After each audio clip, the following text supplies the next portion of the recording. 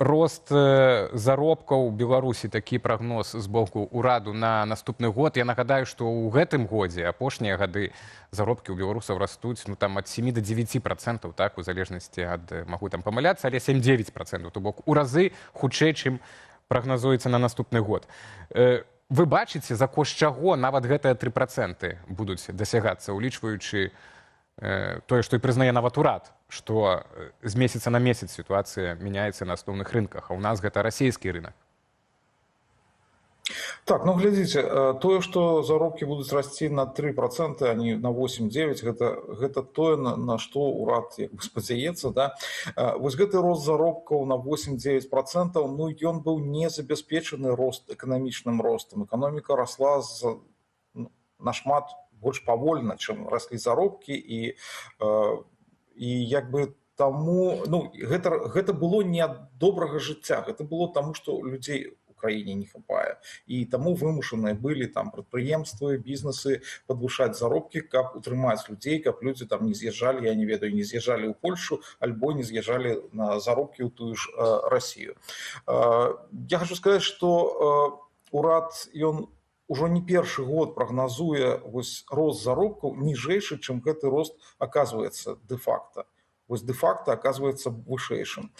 Ці будзе ў гэтым годзе? Ну, у гэтым годзе, наступным годзе, насамрэч сказаць наогул нешта як бы цяжка, што там будзе, таму што беларуская эканоміка вельмі залежная ад эканомікі Расіі, а ну, у расійскай эканоміцы там прагназуюць крызіс ужо нават самыя праўладныя эканамісты. І таму, канешне, калі будзе нейкая прасадка альбо абвал на расійскім рынку, ну, урад не забяспечыць выкананне там гэтых сваіх прагнозаў. Але я хочу сказаць, што як бы прагнозы ўраду ў Беларусі наогул не вельмі часто збываюцца. Вось Зміцер Крук падлічыў, што за 15 гадоў яны збыліся 3-4 разы, таму што насамрэч гэта ж не прагноз, гэта заданне.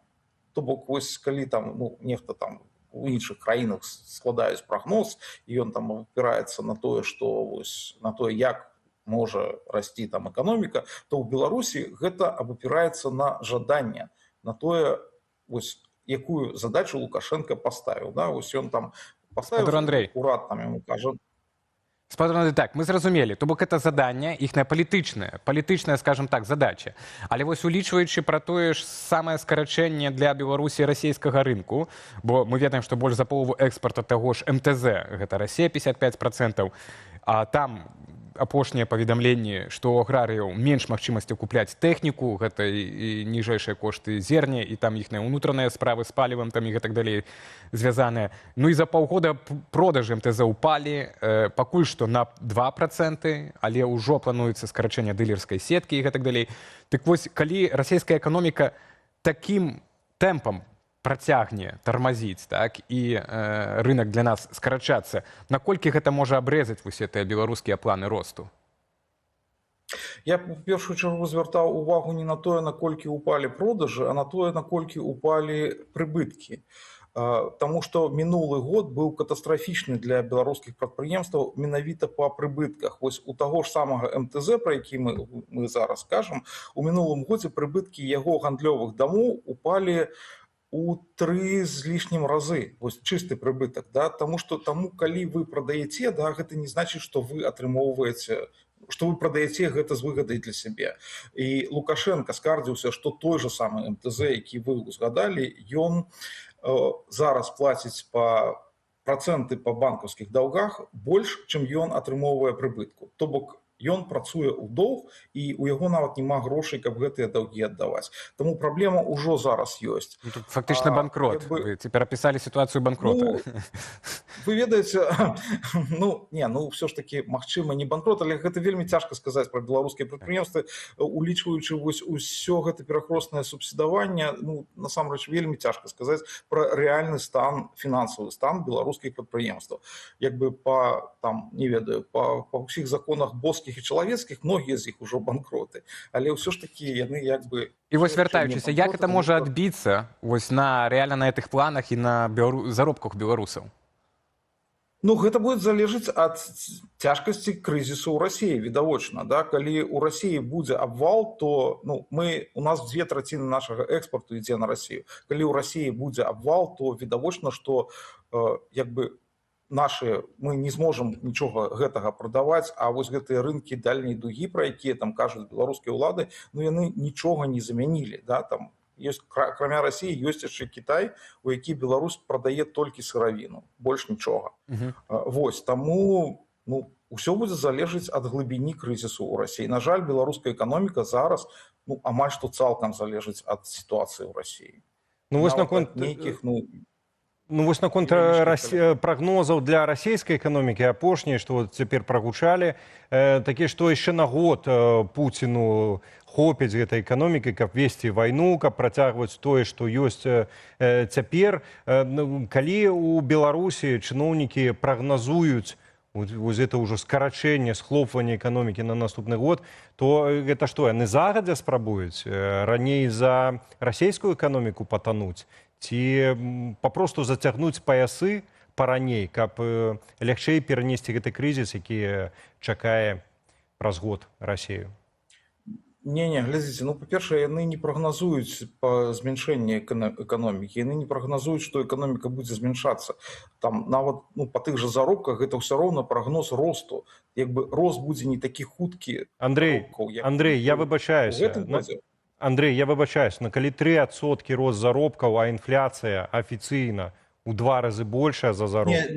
Гэта рост пра рэальных заробкаў, гэта значыць з улікам інфляцыі, то бок гэта будзе з улікам ужо інфляцыі рост 3%. Тут гаворка ідзе пра рэальныя заробкі, пра рэальныя доходы насельніцтва. Вось, таму яны не прагназуюць, гэта відавочна, яны не могуць дазволіць сабе проста прагназаваць, што эканоміка беларуская будзе скарачацца. У сэнсе, як я ўжо казаў, гэта не прагноз, гэта заданне, якое там ставіць перад імі Лукашенко. Яны проста не могуць сабе гэтага дазволіць. Вось, таму вось на гэты год там яны прагназуюць 2,8% росту. Спадар Андрей, яшчэ, пакуль, так, да Расіі, я хацеў бы яшчэ вярнуцца, як бы там ні было, можа, ў канцы размовы, але сёння сімвалічна, сёння не толькі гадавіна ГКЧП, але і дэфолту расійскага ў 98-м годзе, але вярнуцца да рэзерваў... Напоминаем. Так, вот вярнуцца да рэзерваў, за кошт чаго беларуская эканоміка можа вось у гэтыя крызісныя для Расіі, і для Беларусі часы выжываць, гэта інвестыцыі. Хаця на гэта не было асаблівага ўпора зроблена сёння з боку ўрада, больш там на турызм, будаўніцтва казалі, але інвестыцыі. І вось апошнія дадзеныя сведчаць пра тое, што летась асабістыя пераводы ў Беларусь, то бок проста беларусы, як фізічныя асобы, перавялі 2,3 мільярды долараў, пры тым, што інвестыцыі замежных наўпроставых было 1,9 мільярдаў. То бок беларусы ўжо і укладаюць самі больш, чым рэальныя інвестары у нашу краіну. І сёння ж выйшаў рэйтынг, свежы індэкс GRI ад Henley Partners, які ацэньвае 150 краінаў па рызыкам для капітала і ўстойлівасці эканомікі. І Беларусь тут апусцілася на 117-е месца. За год краіна страціла 57 пазіцый. Гэта рэкорднае падзенне сярод усіх краінаў, якія ў гэтым рэйтынгу, всего 150. Мы цяпер 117-е па прывабнасці і ўстойлівасці эканомікі. Першае пытанне, это звязана, магчыма, з гэтым рэйтынгам, што здарылася за гэты год, што мы так моцна страцілі інвестыцыйную прывабнасць, Беларусь. І ці вось пра што могуць сведчыць той факт, што асабістыя пераводы ў Беларусь большыя за наўпроставыя замежныя інвестыцыі?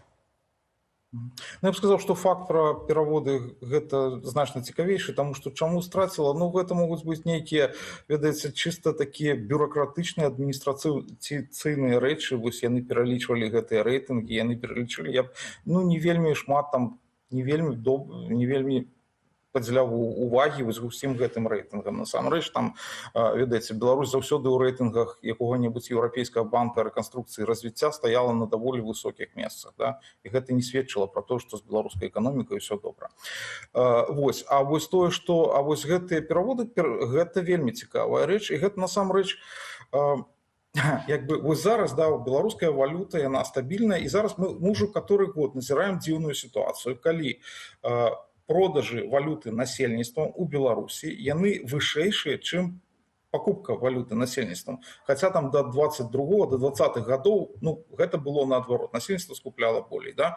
Гэта тлумачылі там тым, што насельніцтва, значыцца, грошы з-пад падушак, з кубышак некуды, ну, вось яно там мяняе гэтыя долары, ну, але ж, ну, колькі гадоў, колькі там тых грошай было ў кубышках, і таму вось, ну, як бы, не ведаю, як бы я ўпэўнены, што вось менавіта пераводы беларусаў з-за мяжы, яны, ну, дапамагаюць нацыянальнаму банку трымаць стабільнасць беларускай валюты. Яны забяспечваюць вось гэты станоўчы баланс. Вось вы зараз кажаце пра гэты, ну, гэта як бы афіцыйныя пераводы, да, 2,3 мільярды. Але ж, ну, мы разумеем, што ў Беларусь пераводзіць грошы, ну, па-першае, цяжка, да, па-другое, можа быць небяспечна для таго, каму ты пераводзіш.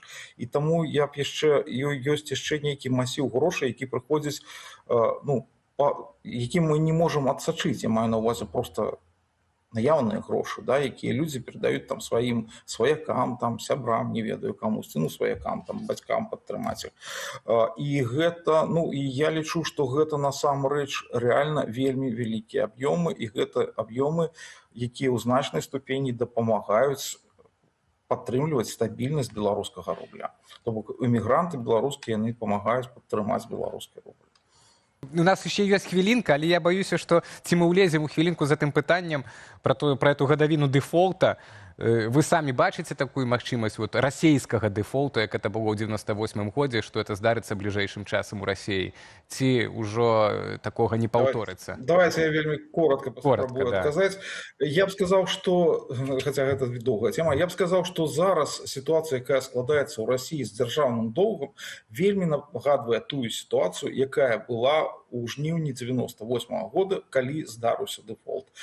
То бок, там была збудавана амаль такая ж піраміда фінансавая, і вось зараз мы бачым, што гэта піраміда, яна пачынае, ну, разбурацца.